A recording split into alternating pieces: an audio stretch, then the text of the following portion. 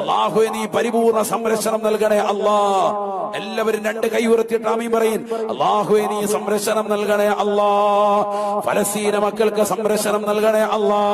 വിപത്തുകളിൽ നിന്ന് സലാമത്ത് കൊടുക്കണേ അല്ലാ. കാലുവിപത്തുകളിൽ നിന്ന് കാവൽ കൊടുക്കണേ അല്ലാ.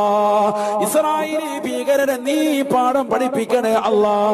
അവരുടെ ശത്രുത നിന്നിലേക്ക് ഏൽപ്പിക്കുന്ന അല്ലാ.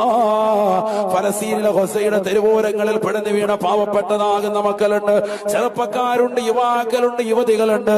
അവർക്ക് നീ ശുഹദാക്കളുടെ പ്രതിഫലം കൊടുക്കണേ അല്ലാ. ശുഹദാക്കളുടെ പ്രതിഫലം കൊടുക്കണേ അല്ലാ.